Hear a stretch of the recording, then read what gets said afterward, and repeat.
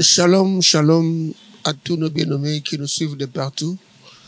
Que le Dieu de l'apôtre vous bénisse et bienvenue à notre émission de ce jour.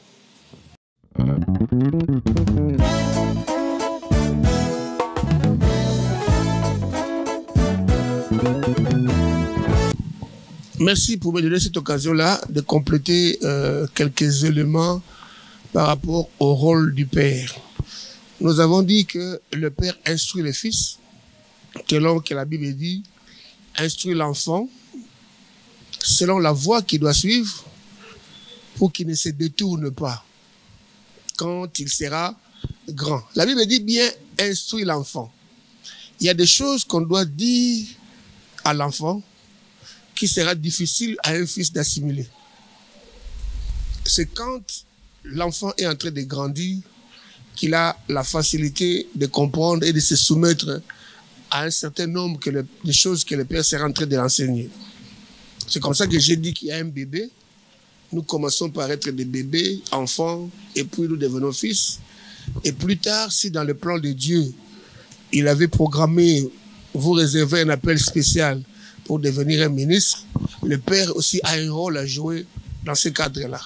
Mais par rapport à l'instruction, le Père a aussi le pouvoir, le rôle d'éduquer l'enfant sur ce qu'on appelle la culture sacerdotale. C'est quoi la culture sacerdotale? C'est l'ensemble des principes sacerdotaux, des principes fonctionnels et des principes ministériels que le Fils doit comprendre. Qu'est-ce qu'on entend par principe? Les principes sont de règles de jeu que Dieu a établies, qui doivent être observées. Ce sont ces principes qui font fonctionner la notion du ministère ou l'exercice du ministère. Et il y a ce qu'on appelle, en plus de la notion des principes, il y a aussi la notion des interdits. Il y a des choses qu'un serviteur de Dieu n'est pas autorisé à faire. Et tout ça, c'est le Père qui doit instruire l'enfant, qui doit montrer à l'enfant. Par exemple, pour ce qui est des interdits, un serviteur de Dieu ne peut pas combattre un autre serviteur de Dieu. Parce que vous êtes membre d'un gouvernement, celui de Dieu, le gouvernement céleste, mais vous exercez ici sur la terre. N'oublions pas que nous appartenons à un royaume. Et nous sommes, en tant qu'Église, les représentants de ces royaumes sur la terre. Il vous souviendra que du temps de Laurent Désiré Kabila, président de la République de la RDC, un membre du gouvernement avait été viré, avait été révoqué pour avoir violé ce qu'on appelle le principe de solidarité gouvernementale. Donc, un ministre de Dieu ne peut en aucun cas combattre un autre ministre de Dieu. Si vous voyez un ministre de Dieu s'en prendre à un autre ministre, vous comprendrez directement que celui-ci, ou soit il n'a pas appris auprès d'un père les principes, ou soit il n'est pas ministre de Dieu, il s'est passé pour un ministre. Donc la notion de la culture sacerdotale, c'est le Père qui en est le maître. C'est lui qui apprend au Fils les principes fonctionnels. Comment doit-on se comporter vis-à-vis d'un homme oint? Ça fonctionne comment? C'est le Père qui est oint et qui connaît tout ce qui a rapport au bon fonctionnement de l'onction, qui va expliquer à l'enfant comment on marche avec un oint, comment on vit avec un oint, comment on sert avec un oint, et comment on peut reconnaître un authentique oint de Dieu et quel comportement le Fils doit à l'égard de ce oint-là, même si celui-là n'est pas son père. Parce qu'aujourd'hui, il s'est développé aussi une mentalité, un comportement où on ne respecte pas un pasteur qui n'est pas de sa communauté. On se permet, n'est-ce pas, d'attaquer, d'insulter et même de corriger. Or, ce n'est pas acceptable du point de vue des Écritures.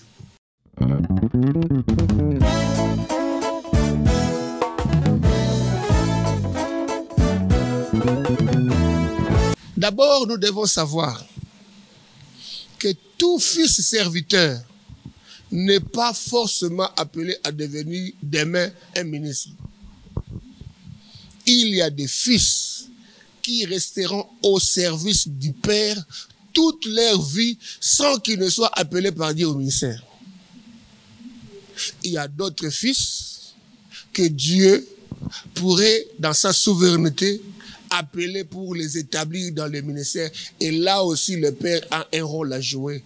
Parce que, si nous lisons dans 1 Samuel 3, quand Dieu appelait Samuel, celui-ci ne savait pas comment répondre.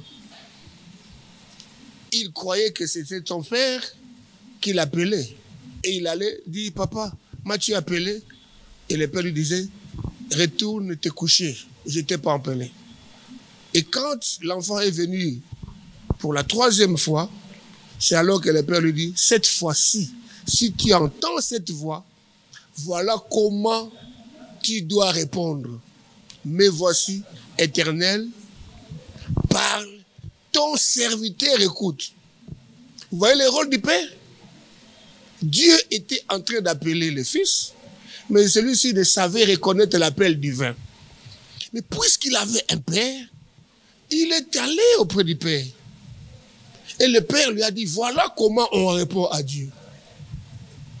Voilà comment tu répondras cette fois-ci. Si tu entends cette voix, voici comment tu vas répondre. Éternel, parle, ton serviteur écoute. Et le sacrificateur Élie avait compris que Dieu était en train d'appeler l'enfant. Si nous prenons un autre cas, celui d'Élisée, Dieu ne s'est pas adressé au fils. Dieu s'est adressé à Élie. Il lui dit, va, où est Élisée comme prophète à ta place? Mais Élisée ne savait pas que Dieu l'avait choisi pour devenir successeur d'Élie. Aujourd'hui, les fils qui ne sont pas instruits, qui ne sont pas éduqués sacerdotalement, s'octroient les identités. Et lesquelles identités ne sont même pas approuvées par les pères. Qui t'a dit que tu étais pasteur? Qui t'a dit que tu étais prophète? Qui t'a dit que tu étais docteur? Qui t'a dit que tu étais évangéliste? C'est le père. Un fils qui a un père va, n'est-ce pas, au pied, ira au pied de son père. Si jamais Dieu s'est révélé, Dieu l'a appelé, il ira voir son père pour avoir la confirmation de son identité. Et voilà pourquoi l'apôtre Léopold nous a toujours dit, comment savoir que Dieu s'est révélé à un fils? J'ai expliqué la première étape. La deuxième étape, l'apôtre dit, tant qu'un fils sera en train de prêcher les mêmes enseignements, la même prédication que son père, il n'a jamais reçu l'appel. Il faut que le message du fils soit différent du père. C'est à ce moment-là. Par exemple, aujourd'hui, le message que l'apôtre Léopold développe n'a rien à voir avec le message que notre père d'heureuse mémoire, Haïdi Nabal, avait développé. Son message central, Jésus est le même hier, aujourd'hui, éternellement. Mais le message de l'apôtre Léopold aujourd'hui est totalement différent. Et c'est une confirmation que Léopold Mutombo, fils d'Haïdi Nabala, a reçu un mandat venant du trône de la grâce. Donc le père instruit l'enfant par rapport à la culture sacerdotale, c'est-à-dire l'ensemble des principes. J'ai évoqué les principes ministériels, onctionnels, sacerdotaux. Le fils doit très bien assimiler ces enseignements-là. Et si jamais Dieu se révèle au fils, le fils aura besoin de l'approbation de son père avant de commencer son ministère.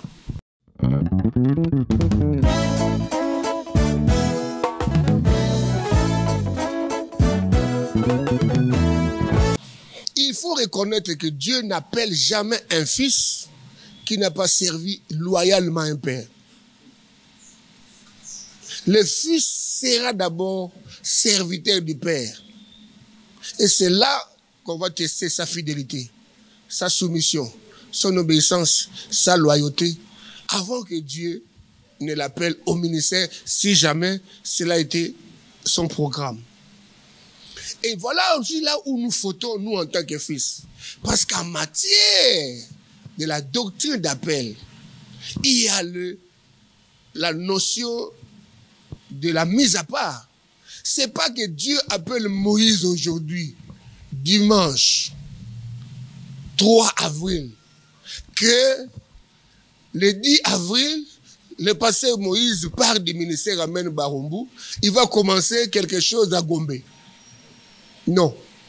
Dieu peut appeler le pasteur Moïse. Mon père l'apôtre confirme. Il dit, tu m'as servi comme pasteur, mon Dieu t'appelle au ministère avec comme identité prophète. Mais je vais encore continuer à servir les pères, même pendant 2 ans, pendant 3 ans, pendant 4 ans, même pendant 5 ans. Jusqu'à ce que, comme ce fut le cas avec l'apôtre Paul, l'Esprit dise, mettez-moi à part Moïse pour l'œuvre à laquelle je l'ai appelé. C'est à ce moment-là que le Père va me libérer. Quand bien même vous avez reçu un appel, le Père le reconnaît. Mais tant qu'il ne vous a pas encore libéré, vous ne pouvez pas commencer, vous ne pouvez pas sortir par vous-même. Et vous remarquerez que la plupart des fils aujourd'hui qui sont indépendants vis-à-vis des pères sont des rebelles. Parce qu'ils n'ont pas été mis à part. Ils n'ont pas été libérés par les pères. Ils ne sont pas sortis avec la bénédiction. La plupart des fils sont impatients. Ils considèrent que servir le père est une corvée. Or, Dieu prend toujours le temps de travailler le cœur, de modeler le cœur. Parce que si le cœur n'est pas suffisamment travaillé, demain ce fils-là sera un problème et il va faire la honte de son père. Et voilà où nous en sommes avec nombre de pasteurs, malheureusement, qui n'ont pas été patients au pied des pères. Peut-être qu'ils avaient reçu la paix. Vous voyez l'exemple de Moïse. Moïse était programmé pour être un prophète. Mais il a commencé plus tôt que prévu. Et Dieu l'a rattrapé quand il a appelé, n'est-ce pas, au buisson ardent pour l'envoyer. Mais Moïse avait commencé en tuant un Égyptien, croyant que ses frères allaient comprendre que c'est par lui que Dieu allait les délivrer. C'était dans les plans de Dieu.